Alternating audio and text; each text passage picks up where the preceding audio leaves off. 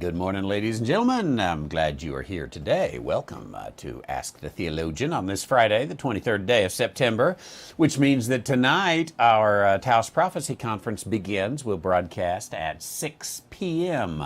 Mountain Time, and that's Mountain, I think we're still on daylight time, 6 p.m. Mountain Daylight Time. That's about 8 hours from now or so. We'll be up and at 'em and ready to go, and looking forward to that. We're going to talk, we're going to spend a lot of time on the first 5 verses of Genesis tonight, and then put that in scientifically to our world and see what kind of world we live in. It's electric. I'll give you a little hint. We live in an electric world. And as Louise, our live studio audience, says, a messed up world. That's the kind of world we live in, is a messed up world, exactly.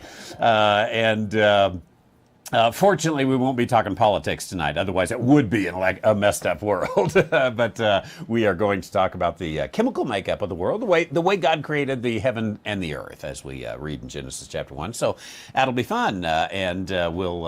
We'll then 9 a.m. tomorrow morning, 9 to noon, and then 9:45 to noon on Sunday. So join us all 3 of those. I think we got our broadcast problem fixed, and we're on Worshify, and we are on YouTube, and we are just glad to be there. So tonight we'll be at both of those as well. We will put outlines up at the Connect site, and they will show underneath the video at YouTube. And so you'll be able to check all that out. Or if you're here, we'll just hand you one. How's that? And we'll all be good. Okay, let's get into our program today, and see if we can have a good time going here.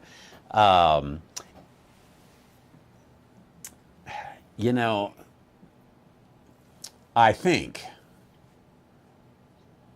that we're going to do a 28.5-minute television program and a few other little bits of business. This may be the one time that you are let out a little bit early, because we got lots going on here. And so we're going to do the television program. Certainly we'll take that 28.5 minutes. We might end a little early. Basically, I got to study. I got to get ready. So, and I got workers here, and I want them working. I don't want them, sitting around doing nothing, next to nothing. They're being paid big lunches. With that, let's start our television program. We'd love to take your questions, and you can turn those into the chat box or asktheologian.com. And here we go. I'll be back in 15 seconds.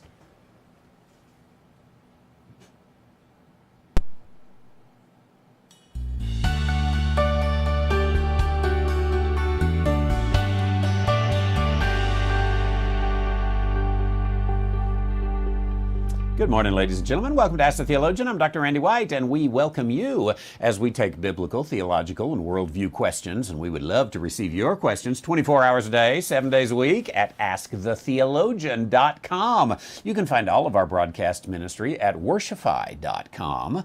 And there you'll find we have hundreds of videos available for you, also on YouTube, and randywhiteministries.org. Let's start with a Louisiana question today that comes from, the question concerns 1 Thessalonians chapter 4, verse 11, and let me just bring this up on Biblify. It says, here is the verse, that ye study to be quiet, and to do your own business, and to work with your own hands, as we commanded you.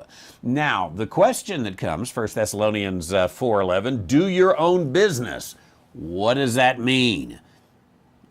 do your own business. Does it mean everyone should be an entrepreneur? Everyone should own their own business? Does it mean you shouldn't be nosy? You shouldn't be a busybody? What does it mean? Let's see if we can figure out. Again, 1 Thessalonians chapter 4, verse 11. Do your own business. Let's bring up the Strong's on this, do your own business, and we're just going to pull up here all of the times that we have the particular word come, and I'll enlarge this just a little bit where you can see it, not well, but you can see it.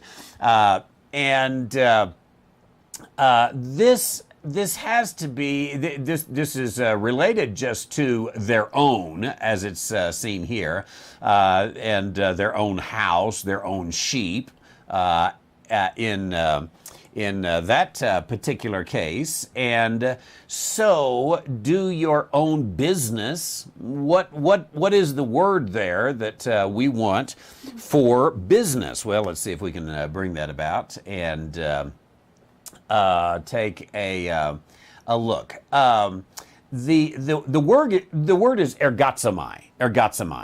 Ergotsomai is the word for work. Ergon, we get energy out of it. We also get ergonomics out of it.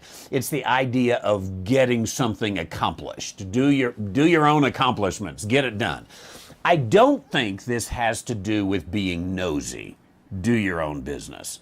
Although, you know, it wouldn't be a bad principle to go ahead and say, mind your own business. And this would probably free us from a lot of stress in life if we would just say, hey, is this my business or not my business? And to some degree, if it's not my business and it doesn't affect my business, I'm not going to worry about it. And that really will, keep you from pulling your hair out, maybe.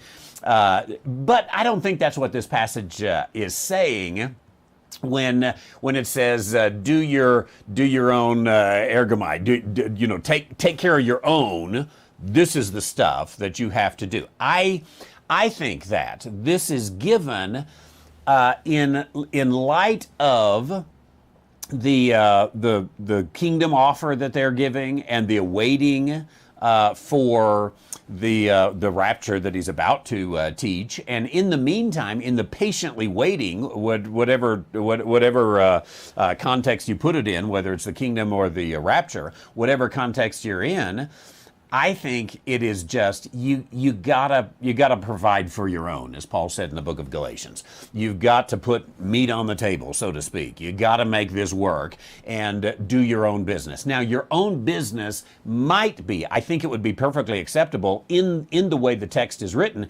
It would be perfectly acceptable if your own business is to go down to the local factory and clock in, working 9 to 5 and making a living in that way. That's your business. This is what you do, and you have entrepreneured to sell your services to the factory, to the bank, to the grocery store, to the whatever it is, and that may be your own business. I don't think this is requiring that everyone own a business or everyone be an entrepreneur. Now, with that, however, let me say something to Christians, and I would say especially to the youngest of Christians today, those who are children or they are teenagers or maybe they're even college students. I do think that in the nasty, nasty world in which we live, in which there is more and more corporate, let's go ahead and use the word fascism. Fascism is the government using the corporation to do the government's bidding. There's more fascism, and then there's more government surveillance and all the issues that go on with there. And the more you are in the system, the more difficult it will be for you not to be affected when the system goes south, goes against you. And again, it may be the corporation, but the corporation's doing the government's bidding in today's world. That's what fascism is. And so you work for the hospital, or you work for the educational system, or you work for the even in manufacturing, and that corporation will will say how high when the government says jump. And so if you're part of that, you're kind of stuck in it. So I think for Christians today who do want to protect individual liberties, that you ought to prepare, we ought to help prepare our children and our grandchildren to be able to work independently of all of that. Even at that, it's going to be very difficult. But if we will help ourselves and our children to gain skills in which we can be self-employed, I do think there is great value to that. Now, there's a lot of responsibility to that and a lot of issues to that too that everyone may not want to just bite off and go for, but it would not be a bad idea if you could train your sons to know how to be a butcher and a baker and a candlestick maker, electrician, a plumber, and whatever else, all those kind of things, because those are things that he can do solely by himself. And same with a daughter that may need a career as well. Teach them how to have such skills that they really can carry out themselves. Now, there are some skills, unfortunately, that almost always end up in the corporate world. Due to the nature, there's a high entry fee. There's expensive equipment that is needed. And so you end up almost always getting into a corporate world. I would just say, hey, be careful going into that, knowing that this is really a challenge to do it. And let me say this is true of professional careers as well, because let's say you want to go into the medical field. Well, then you've got the American Medical Association. You want to go into the legal field, then you've got the American Bar Association. And so even though you may be in so-called private practice, nonetheless, you are held to the standards of the American Bar Association, the American Medical Association, whatever it is, and you're still kind of stuck in that system. So as a young person especially chooses a career, I think they ought to think, is there a way, I may not want to do it, but is there a way, if I need to do it, that this can be something that I can do completely separated from the system? Now, again, when we come to the passage here, do your own business, I don't really think that it is giving that word that we ought to be an entrepreneur. But I suspect that 2,000 years ago, outside of working being a soldier in the Roman army, everybody pretty much did their own business. They didn't have the corporate world and the system world that we have today, and probably very few exceptions for that. So when he said, do your own business, that may have been the only perspective that there was in carrying that out. Appreciate the word there. Hassy Joe down in Louisiana. God bless you for that. Let's go to a question from Shirley out in California, Ridgecrest, California, who has a question about Ezekiel 38. And some of you, if you've read much and studied prophecy much, you know about the Ezekiel 38-39 war. And so the question is, which nations will be a part of the battle of Ezekiel 38? I've heard it said that Russia, Islam turning against Russia, China, who all is involved there. Let's look at the passage just briefly in Ezekiel 38. As the word of the Lord came to me, saying, Son of man, set thy face against Gog, the land of Magog, the chief prince of Meshech and Tubal, and prophesy against him. Now, you got several names that come up here with this Gog, Magog, Meshech, Tubal. And often in prophetic circles, those are separated out, some between individuals and some between places. Certainly you've got Gog, the land of Magog. That sounds like a person and a place. And indeed, I think that's probably the good interpretation. But then you get Meshech and Tubal. But one of the things that I want you to notice is that this comes down. We spend so much time on that little phrase, Gog, Magog, Meshech, Tubal, trying to figure out exactly who that is, where that is, when that is, and all that. But notice that it does say at the end, prophesy against him. Prophesy against him. So all of this together seems to join down to a him in the end. I want you to prophesy against him. Now, is somehow Gog, the land of Magog, the chief prince, Meshach, and Tubal, all descriptive of one person? Many would say no. Most would say no. Most would say Gog is a person and he has the land of Magog. And then there's the chief prince Meshach, he's a person. And there's the chief prince Tubal, or maybe the chief prince Meshach lives in Tubal. Tublaski is often given there, and maybe some truth there. But they never deal with why this singular pronoun, prophesy against him. Again, what I've got highlighted there on the screen, prophesy against him, I think you've got to deal with that this doesn't seem to be about, hey, I want you to prophesy against Russia and China and Iraq and the various places that are there. I want you to go up against one person and prophesy against him. Could this be the Antichrist? That this is a means of speaking of the Antichrist? As a matter of fact, do you remember that this here we often call this the Battle of Gog and Magog, and the reason we do that is because it says, set your face against Gog, the land of Magog. But do you remember that in the book of Revelation, there is, in Revelation chapter 20, at the end of the millennium, there's a battle of Gog and Magog as well.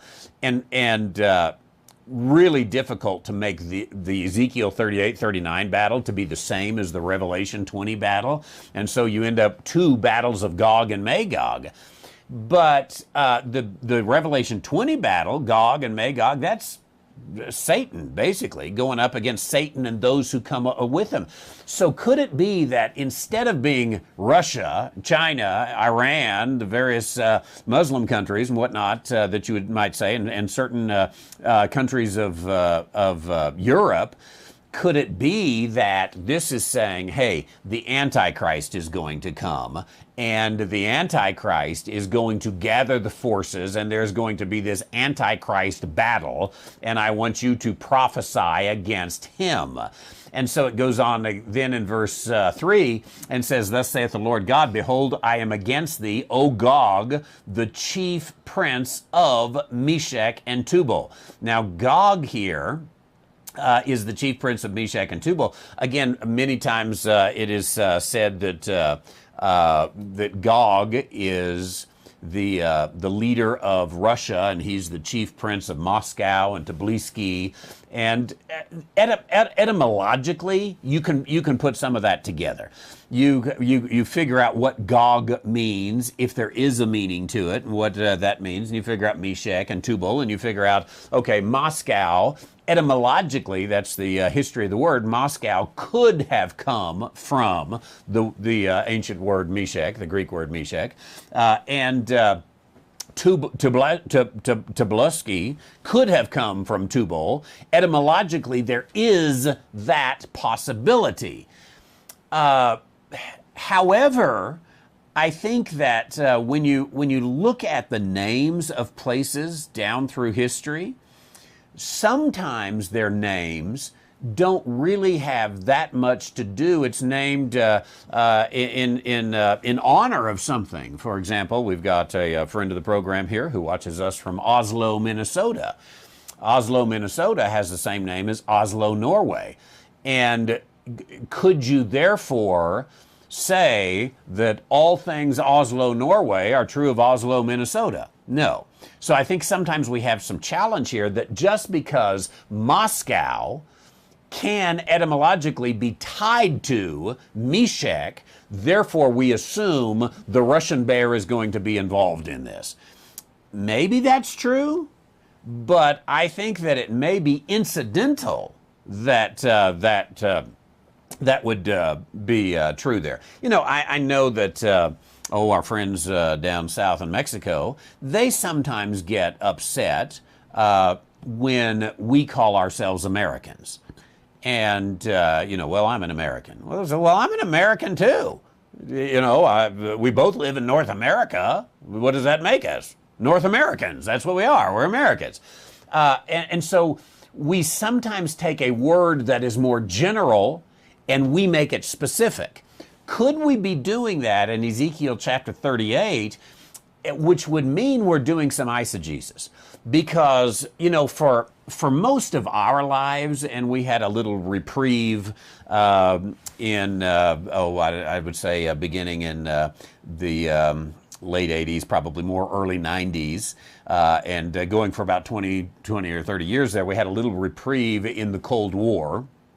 And yet, other than that, Russia, it's always been our enemy, right? Ever since the close of World War II, anyway. Russia was our enemy, and of course, the Soviet Union, USSR. And so we do a lot of reading in of our experience, where the big Russian bear is what we were afraid of. And here's in Ezekiel 38 and 39, and boy, we don't like them. And by the way, it's come back, isn't it? It was only a little reprieve of Russia being the enemy, and here we are back at it all again. But nonetheless, because our experience is Russia is the bad guy, then we come to Ezekiel 38 and say Russia is the bad guy. It could be that as time goes on, if time goes on, I'm voting for a rapture today, although I've been voting for it for quite some time, and I think something's wrong with the voting machines. But it could be in all of this that as time progresses, as the church is raptured, I think after the rapture of the church, there's going to be an unbelievably quick and drastic change of, let's just call it geopolitics, the politics of the various locations of the world. I think that if we apply today's geopolitics to after the rapture, we're fooling ourselves. Today, the United States is a superpower. You could argue maybe it's the only superpower. I don't know, but we won't get into that discussion. But it's certainly a superpower today on the world stage. But what happens if the rapture is today? The United States maybe, certainly have superpowers. Let's put it this way: the United States is more affected than any other superpower, to the degree that I would say, even as sick as Christianity is today, to the degree that the United States as we know it will not exist a year or two after the rapture. And this may be one of the reasons, and I wrote about this in my book called The Antichrist, What You Can Know and What You Should Know. This may be one of the reasons why the United States is not found in biblical prophecy. We look through it, we don't find anything. Some really stretch to try to find something, but I think we don't find it. So here, how do you envision a world without the superpower of the United States and the strength that it has been for 200 plus years? How do you even envision that? It's hard for us to do, and yet the Bible envisions it. Now, could it be the same with Russia? I think, there was a time when I was growing up when you couldn't even envision a world in which there was no Soviet Union. We didn't expect that the Soviet Union in December of 1991 would just collapse and not be there. And yet it did. It's not there anymore. So I'm afraid that we try to put too much of today's geopolitical reality into Ezekiel 38 and 39 as if what we have today is going to continue to be there. I kind of suspect that if we, let's just say when we look at this from above, because I do believe the Ezekiel 38 and 39 battle is going to be after the rapture. When we look at it from above, we might say, boy, did we miss it on all those prophecy charts and all those prophecy warnings and everything that was given there. I think the best thing to do, and this is frustrating for prophecy students because they like to be able to say that Russia is the bad guy used of the devil. But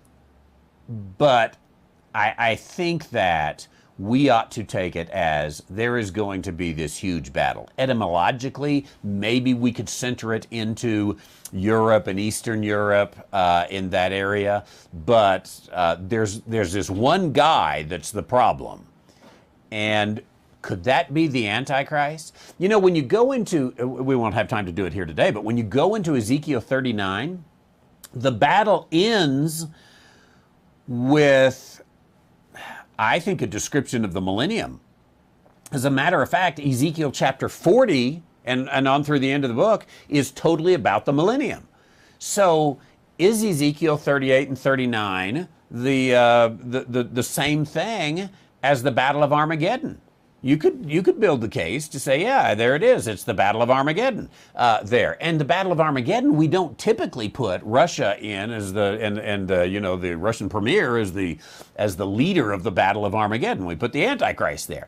So, which nations will be a part of the Ezekiel 38? I went a long time on that, but I'll give you the short answer. I'll tell you later.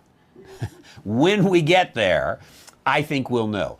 In the meantime, it is speculation. I am not totally opposed to speculation. There's a time and a place for speculation, and it's fun. You get together with your friends on a Friday night and you say, hey, let's study the Bible together.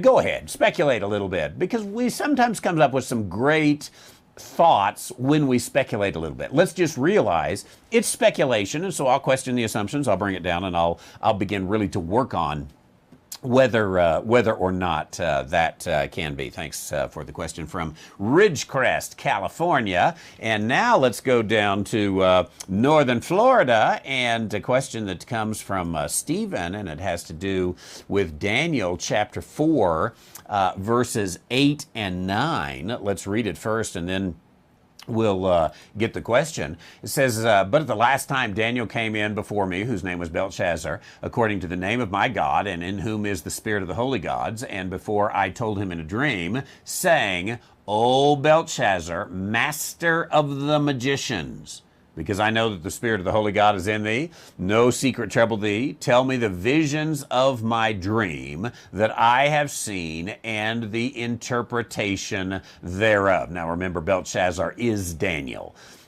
So Daniel happens to be his Babylonian name that was given to him as he was taken. Belshazzar is his Babylonian name. Daniel is his Hebrew name. And the other Babylonian names of his friends, remember, Shadrach, Meshach, and Abednego. Babylonian names. The Jewish or the Hebrew names, Hananiah, Mishael, and Azariah, I believe. So here is Daniel, and he is called, again, master of the magicians. O Belshazzar, O Daniel, master of the magicians. Now, our question then becomes, can being a magician be a good thing or a righteous thing in the Bible? If Daniel is this master of the magicians. Well, he's certainly not taken here. He's not looked at in a negative light, Daniel, master of the magicians. We also have to remember that this is the Babylonian king who is speaking to Daniel. And so he is viewing Daniel as a magician.